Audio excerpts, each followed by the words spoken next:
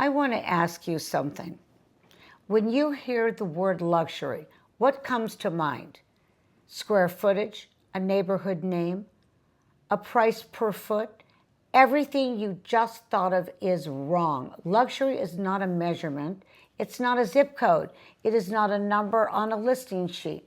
Luxury is what it feels like to work with someone who treats your transaction, regardless of its size, as the most important thing happening in their professional life right now. That luxury, and it is available at every price point to every client, but most of the industry does not know how to deliver it.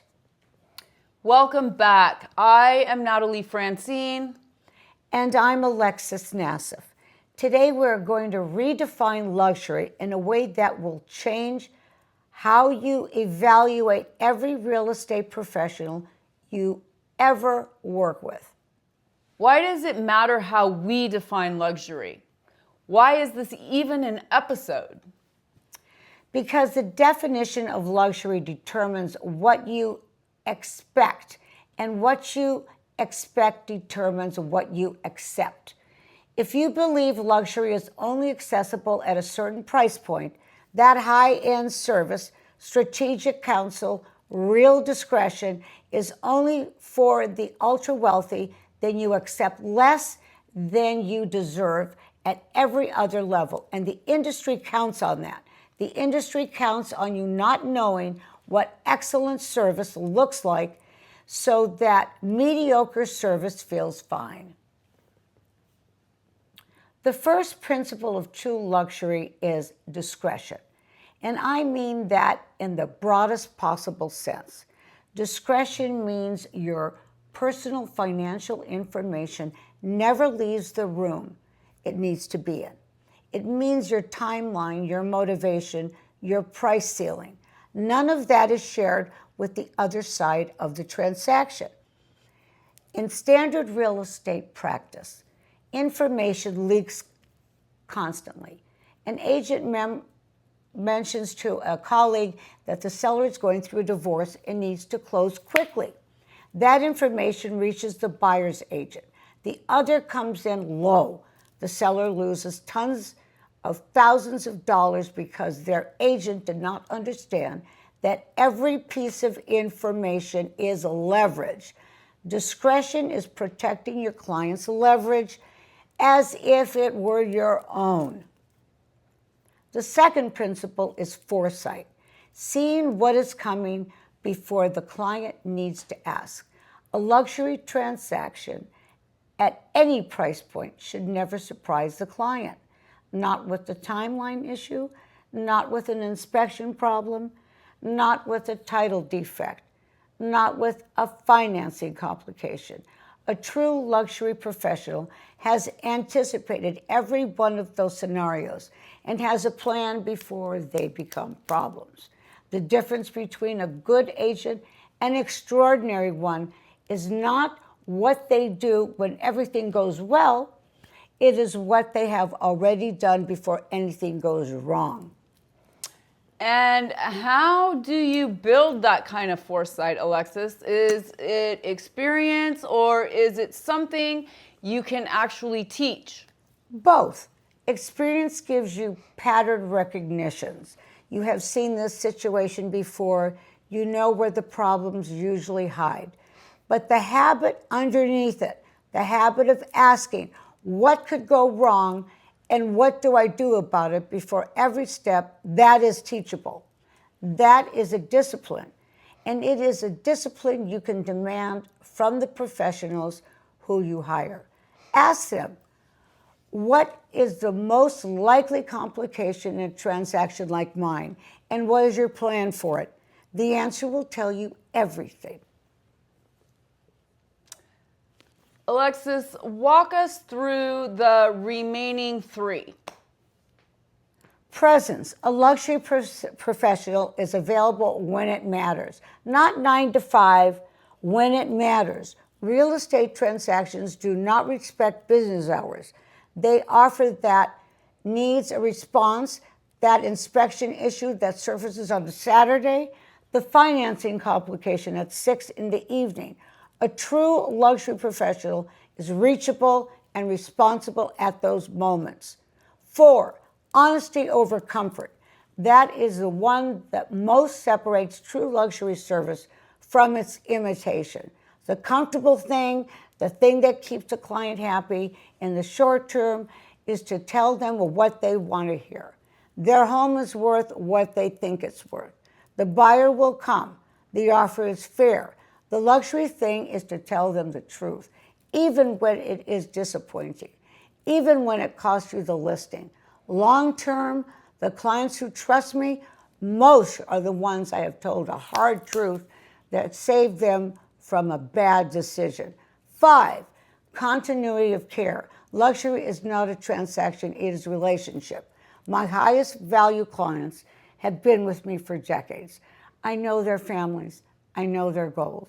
When their child needs to buy their first home, I am the call they make. That continuity is built one honest conversation at a time. There are no shortcuts. Alexis, you have worked with some of the most high-profile clients in this industry.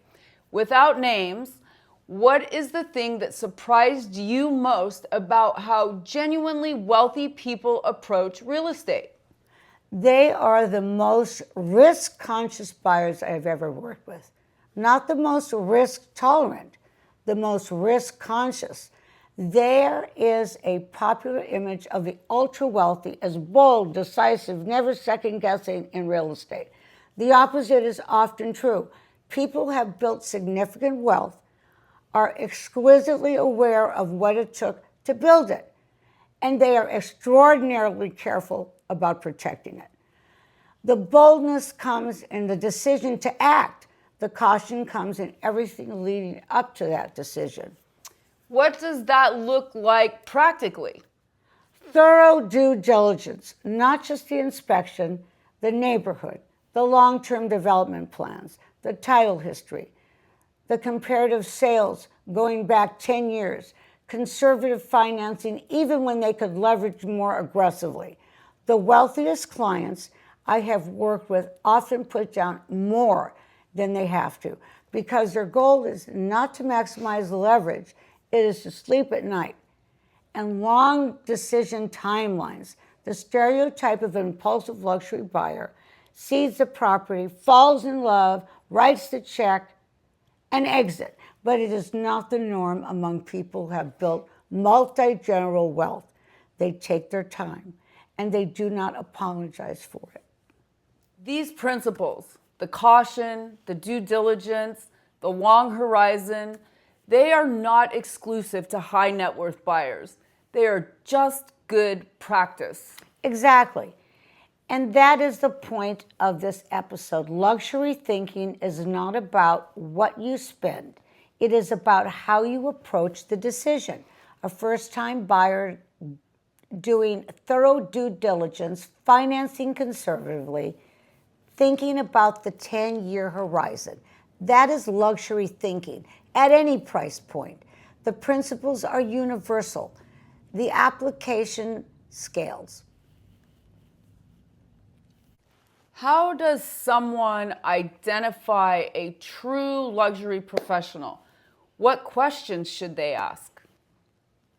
First question, tell me about the last transaction you managed that did not go smoothly. What happened and what did you do? An exceptional agent has an immediate specific answer. They can tell you exactly what went wrong, what they did about it, and what they learned. An average agent either cannot think of one, which means they are not being honest, or their answer is vague because they handled it poorly, and they know it. Second question, how do you protect client confidentiality in your practice?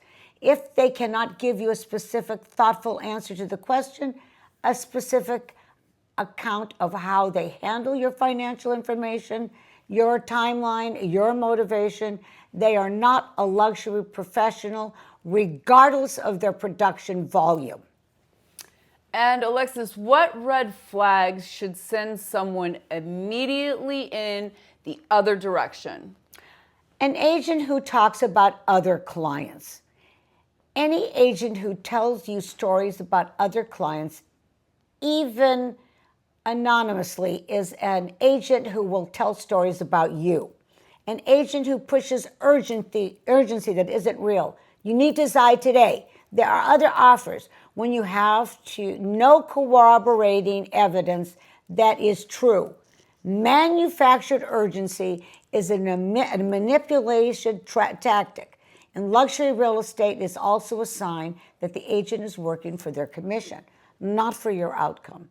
And an agent who cannot tell you the truth about your property's value, if they'll tell you it is worth exactly what you think it is worth every time with every client, they are lying to keep your business. A professional will tell you the number the market will bear, even if that number is disappointing. And Alexis, I want to name something directly. Women are sometimes not given the luxury standard of service by default. They have to demand it. This is absolutely true, and I'm glad you said it. I have watched agents, both male and female, subtly condescend to women clients, explain things they did not ask to have explained, defer to a husband or partner on questions the women had already asked and answered, underestimate the sophistication of a woman who presented as less aggressive than expected. If you feel that a dynamic in a professional relationship, trust it. If it will not improve, the agent who condescends in the first meeting will not fight for you in a negotiation. You deserve a luxury standard, not as a special accommodation, as a baseline. And Alexis, the reason luxury principles matter most, and the reason they connect to everything the show is about, is that the moments when real estate decisions are highest stakes are also the moments when people are most vulnerable. Probate, divorce, aging parents. These are not moments where you want an average agent. These are moments where the 5 principles, discretion, foresight, presence, honesty, continuity, are not a premium. They are a necessity. I have been in those rooms. I have sat with a widow who just lost her husband and now has to decide what to do with the home they built together.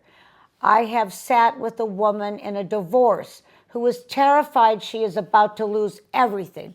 In those moments, luxury is not about the price of the property.